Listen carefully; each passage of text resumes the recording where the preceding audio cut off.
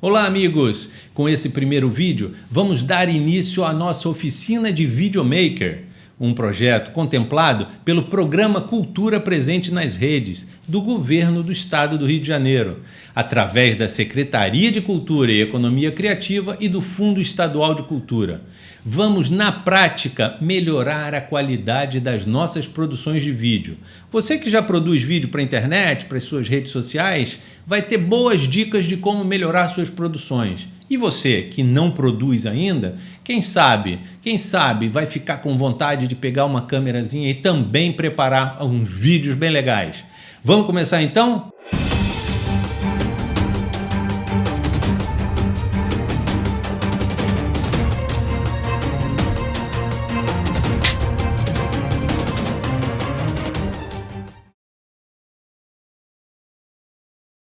O que é o roteiro? O roteiro é uma colocação em texto da sua ideia. O roteiro é o pontapé inicial para qualquer produção audiovisual, seja ela para televisão, para o cinema, para o videomaker, para rádio. Nasce com uma ideia, depois você vai para o papel e coloca essa sua ideia no papel para distribuir para a equipe que vai trabalhar junto com você no vídeo ou até para conseguir seus apoios, inscrever os seus vídeos em editais. Você precisa formatar essa sua ideia e o roteiro é que vai fazer essa formatação.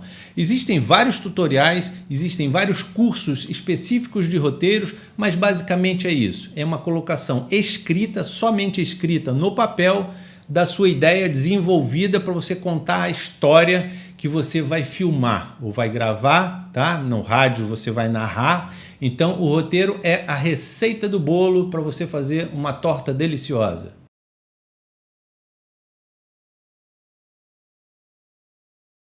Iluminação é um dos itens mais importantes na produção de vídeo.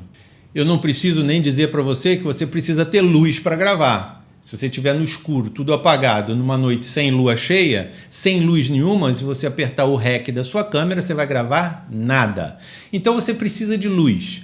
Você precisa de luz e você precisa saber controlar essa luz. Vamos lá, vamos inicialmente falar dos dois tipos de luz que existem. Existe a luz natural, existe a luz artificial. Luz natural, luz do sol, luz da lua.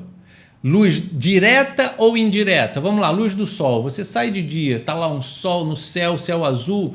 Essa luz é uma luz que a gente chama de luz dura, porque ela é uma luz pontual e ela faz uma sombra muito forte, porque ela sai de um único ponto, é uma luz forte, é uma luz dura. O que é uma luz suave? Uma luz suave é quando você sai num dia nublado, está cheio de nuvens, você está iluminado pela luz do sol, filtrado por essas nuvens, então você tem uma luz suave, quer dizer, você se olhar para o chão, você não vê a sua sombra nítida, como um dia de sol. Então essa é uma luz suave. Aí você já tem uma diferenciação de luz dura ou luz suave. Isso faz muita diferença na hora de você fazer o seu vídeo, porque se você tem um vídeo com luz dura, por exemplo, um rosto de uma pessoa com luz dura, ela faz ficar com sombras muito rígidas, muito nítidas, e nem sempre isso é muito agradável, principalmente para o rosto humano.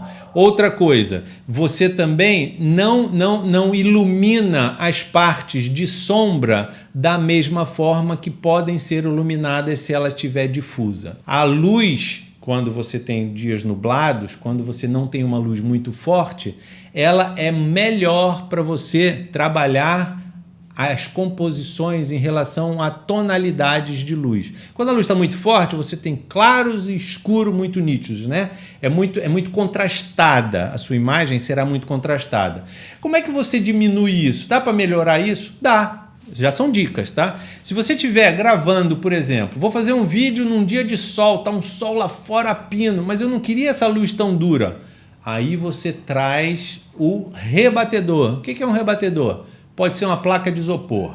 A placa de isopor que você compra na papelaria para fazer o dever a brincadeira com as crianças, recortar bonequinho, uma placa de isopor de 1 metro por 50 já serve como um rebatedor.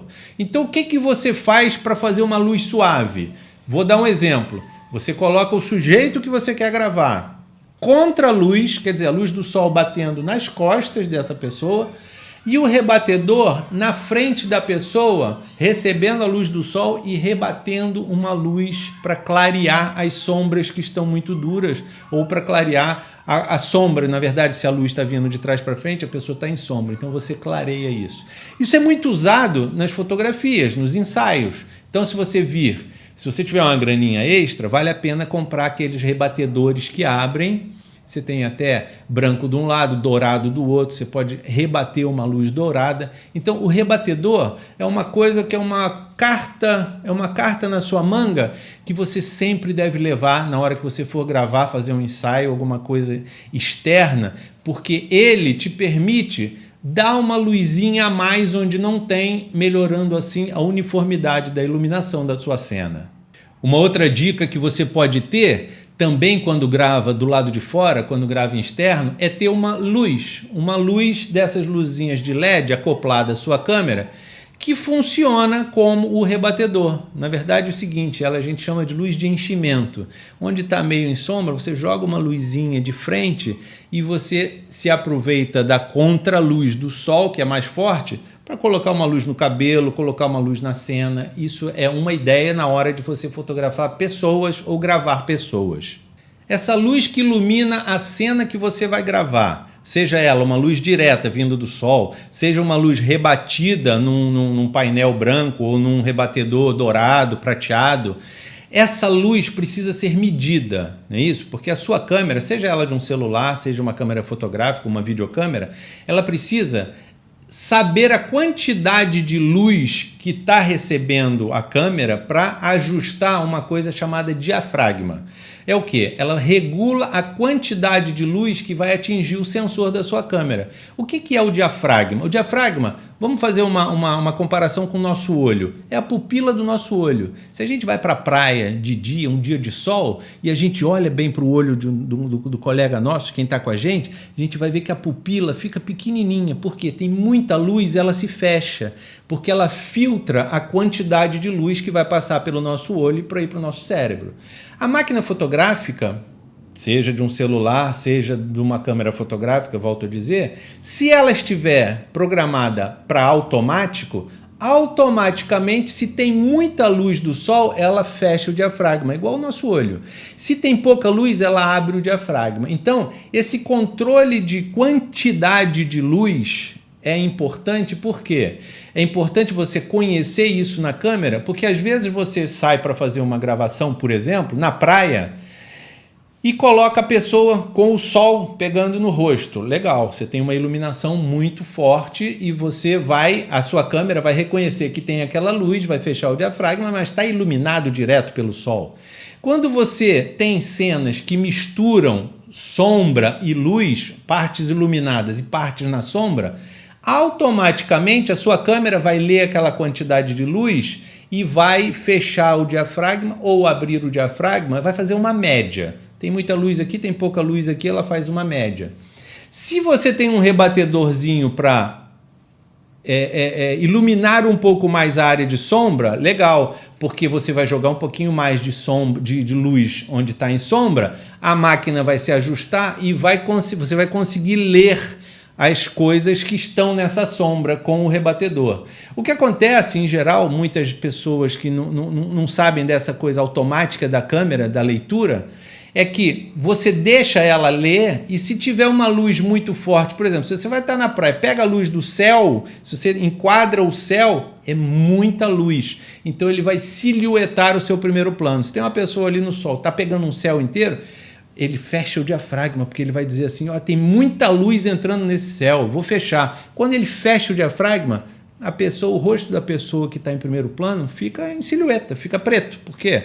Porque ele diafragmou, né? Ele fechou o diafragma para a luz maior da cena, que é o céu. Você tem uma quantidade de luz na cena que você vai gravar ou que vai filmar. Quantidade, não estou falando de qualidade de luz. Quantidade de luz. Essa quantidade de luz tem que ser informada à sua câmera para dizer o seguinte, abre ou fecha mais o diafragma. Se você tem um controle manual desse diafragma, está muito silhuetado isso aqui, então você abre manualmente, não aceita a opção automática da câmera de colocar muito fechado o diafragma. Não, vou abrir um pouquinho. Então você diafragmando manualmente, você clareia uma área que está escura, por exemplo, aí o que vai acontecer com a área que está clara? Vai estourar, vai ficar muito mais clara, mas você vai ter uma leitura nas áreas escuras, porque manualmente você fez essa leitura. O que acontece com as câmeras na hora de ler essa quantidade de luz? Ela tem um sensor, joga o que você está enquadrando, ela joga para lá e volta para ela informando, olha, isso aqui está iluminado, tem tanto de luz, fecha ou abre o diafragma. Uma maneira de fazer isso manualmente é você ter um cartão cinza, porque o cinza não é nem claro, não é nem o branco total, não é nem a luz do sol e nem é o preto. É um meio termo. Eu vou dar um exemplo para vocês. Imagine que você está fotografando ou está gravando uma pessoa vestida de branco na praia. Então vamos lá. A areia da praia é branca, a roupa da pessoa é branca e o céu azul joga muita luz. Se você não tomar cuidado com o diafragma ou não tiver como diafragmar manualmente, o que vai acontecer? Vai dizer para a máquina assim, ih, tem muita luz no céu, e o vestido dela está refletindo muita luz, e a areia é muito branca. Então ela vai dizer o seguinte, fecha o diafragma. O que vai acontecer com a sua imagem? Vai ficar completamente escura. Se você não tiver um controle manual para poder abrir um pouquinho e dizer assim, olha, obrigado por ter lido aí o diafragma da câmera, mas eu vou fazer manualmente, vou abrir um pouquinho e assim você vai ter uma leitura correta da quantidade de luz que você tem. A melhor opção quando você vai sair para gravar alguma coisa ao ar livre e está um dia de sol, procure uma área de sombra. Procure embaixo de uma árvore, vai para um cantinho, leva um rebatedorzinho para levar um pouquinho mais de luz onde está a sombra. Você com certeza vai ter uma resposta da câmera, qualquer que seja a sua câmera, pode ser um celular, pode ser uma câmera profissional, você vai ter uma resposta de qualidade de imagem muito superior a você jogar ela numa luz direta e forte. Falamos de quantidade de luz, agora vamos falar um pouquinho de qualidade de luz. Existem diversos tipos de iluminação. Você tem iluminação de luz natural, que tem uma temperatura de cor. Você tem iluminação de luz incandescente, que são as lâmpadas antigas, né, que estão todas sendo substituídas por lâmpada LED. Você tem o LED, você tem lâmpadas tungstênio, que são as lâmpadas de estúdios de televisão, estúdios de cinema. Cada uma delas tem uma cor. O nosso olho se adapta automaticamente a todas elas. Se eu entrei num ambiente onde tem luz fluorescente, para mim é branco, né? Para mim é branca, luz branca. Se eu vou para a rua, tá dia de sol, para mim é luz branca. Se eu entro num lugar onde tem luz incandescente, para mim é luz branca. Pode estar até um pouco amarelada, porque tem umas luzes mais amareladas. Enfim, o nosso olho se adapta à qualidade de luz. As câmeras nem sempre fazem isso automaticamente. Se você deixar um controle que existe na tua câmera chamado White Balance em automático, automaticamente onde ele vai, ele identifica.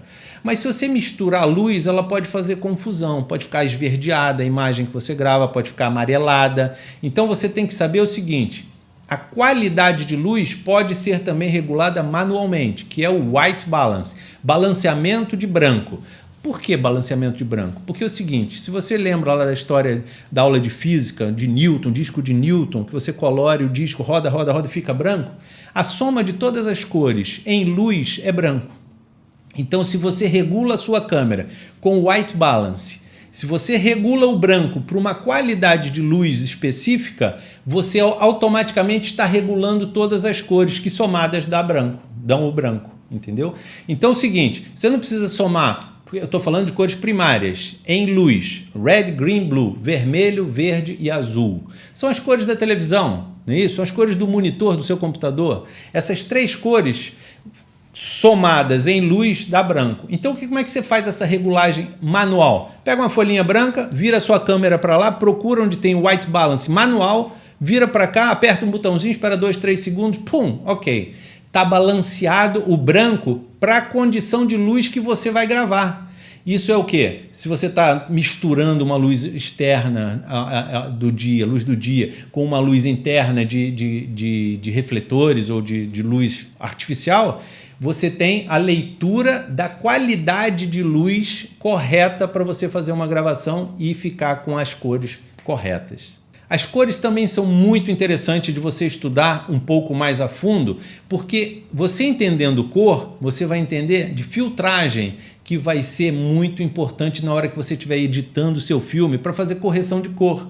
Ah, minha imagem está meio azulada, eu queria, poxa, tirar um pouquinho esse azul, você dá amarelo, que é o complementar. Então, você conhecer cores, né, o disco das cores, cores complementares, cores aditivas, subtrativas, tudo isso é importante para a fase de finalização do seu vídeo. Vale a pena perder um tempinho, procura na internet cores, cores primárias, aditivas, primárias e subtrativas. Estuda o disco das cores que você não vai perder, não vai ser tempo perdido. Até porque você pode depois precisar, inclusive em fase de gravação, de usar filtros nas suas câmeras. Quanto mais profissional é a câmera, é o equipamento, mais manual você vai ter que agir em determinados pontos e que você vai precisar desse conhecimento para você agir de maneira correta. Se você põe tudo no automático, beleza, você consegue fazer tudo, mas você está limitado ao que a máquina diz que você vai fazer e pronto. Né? Você sabendo usar manualmente cada um dos recursos que essa máquina tem, tanto melhor vai ser o seu resultado.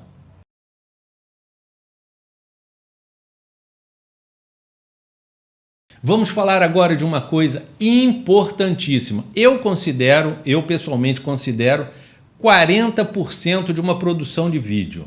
40%.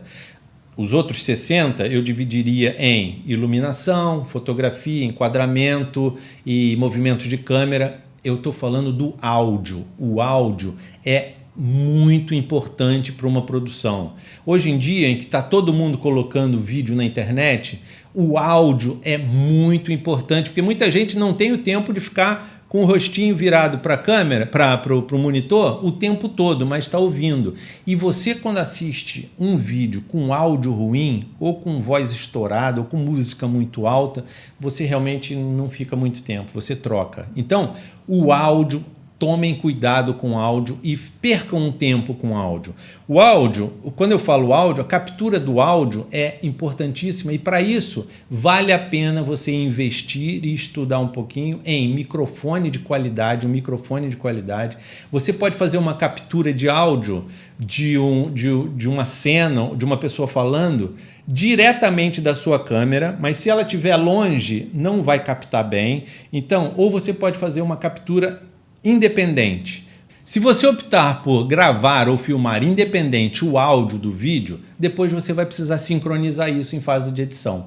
Para isso existe a claquete em fase de gravação. O que é a claquete? Você já deve ter visto uma claquete, que é isso que está aqui. Tem essa parte aqui, que é o quê?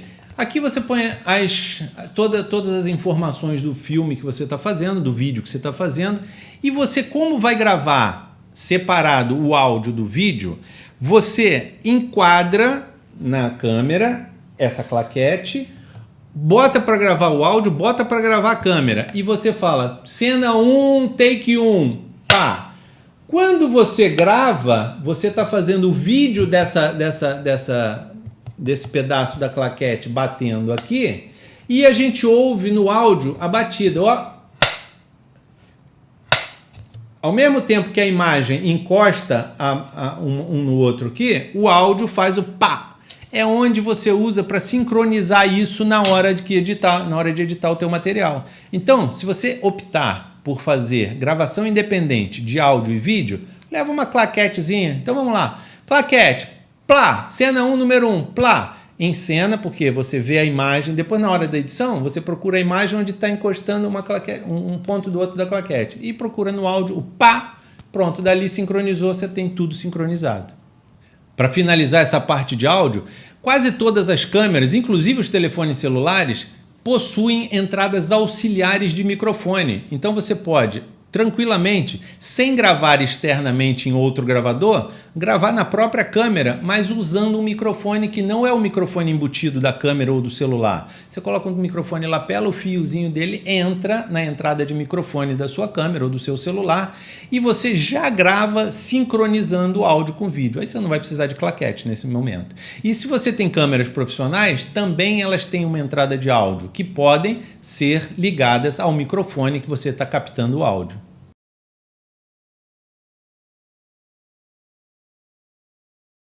A resolução do vídeo final é que vai determinar o que você vai escolher na fase de gravação inicial, na pré-produção.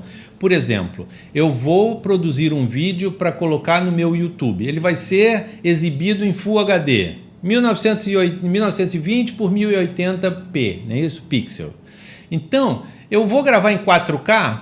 Bom, se eu tiver equipamento e tiver máquina para depois editar isso em 4K ou um HD para armazenar esse material bruto em 4K, legal, grava em 4K, porque você vai ter uma qualidade muito superior, um tamanho de imagem muito grande que você pode no futuro precisar.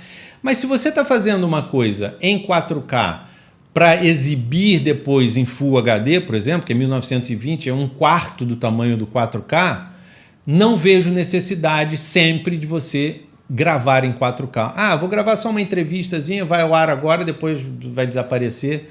Poupe os seus HDs com memória depois, que você vai ter que guardar esse material para usar no futuro, se for o caso. Ou vai ter que converter esses arquivos para editar de uma maneira menor, porque é o seguinte, para você editar em 4K, a tua máquina, o teu computador tem que ser muito poderoso, porque é uma imagem, ela fica muito pesada, entendeu? Então, se você tem um equipamento 4K e você não vai exibir em 4K, dê uma avaliada se vale a pena gravar em 4K ou não. Na maioria das vezes, não vale a pena gravar na maior resolução, se não é o objetivo depois guardar como material de arquivo ou depois produzir alguma coisa que necessite de uma resolução superior. Dê uma analisada no teu produto final para escolher a resolução que você precisa para a exibição do teu material, para a distribuição do teu material. Ok? Vamos terminando então agora aqui esse primeiro vídeo da nossa oficina de videomaker. Espero que esteja sendo do agrado de vocês e vamos para o segundo vídeo que já vai começar daqui a pouco. É só dar um clique aqui que você já é mandado para lá. Beleza? A gente se vê daqui a pouco. Até lá!